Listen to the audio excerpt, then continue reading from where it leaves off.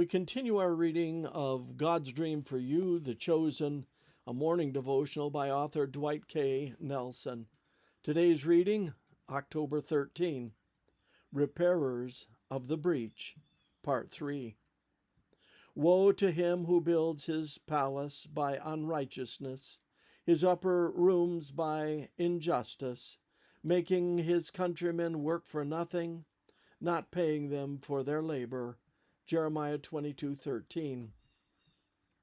We once convened a Solidarity with the Poor task force to give guidance to our congregation's mission to the inner city. I was surprised at how earnestly these community activists emphasized that we need to take very seriously God's call to social justice in Isaiah 58. Unless the poor can be given skills and tools, they will remain in economic and social bondage and oppression, not unlike a war. One wintry Sabbath afternoon, I was going door to door in Benton Harbor, Michigan, with one of our students, having prayer with those who wished. This city is the second most impoverished city per capita in America. We came to what looked like a business establishment.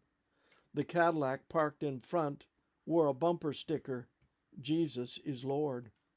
This should be a friendly visit, so we stomped the snow off our shoes and stepped into what was a beauty salon. "Who owns the car with 'Jesus is Lord' on it?" I called out. The place was silent, because we're from Andrews University, and we're out praying with people. We knew there'd be friends in here. With that, everybody started talking and smiling. One of the men made a comment I will never forget. We somehow got to talking about Iraq, and he told me he had fought there. In fact, he went on, "I live in Vietnam." "You do?" He nodded, and then his hand pointing out the door, he clarified, "I live in Vietnam, here in Benton Harbor." Surprised at his candor, I got his point. Even the occupants of an inner city consider it a war zone. Isaiah 58 is a divine mobilization of the chosen straight into the war zone of human poverty and injustice. I belong to a community of faith that loves to champion God's great S's: salvation, Sabbath, state of the dead, second coming, sanctuary, etc. But Isaiah 58 is clear. Without social justice and social action, verse 6 and 7, all the other S's in the world cannot alone fulfill God's mission.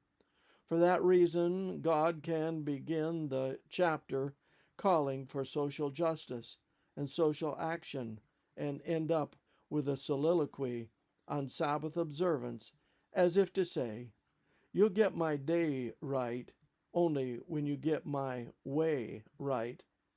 A point made a century ago as well, quote, "To relieve the afflicted, to comfort the sorrowing, is a labor of love that does honor to God's holy day." End quote. Welfare Ministry, page 77. Why, even the Sabbath is divinely strategic for loving the poor. This concludes our reading today of God's Dream for You, The Chosen.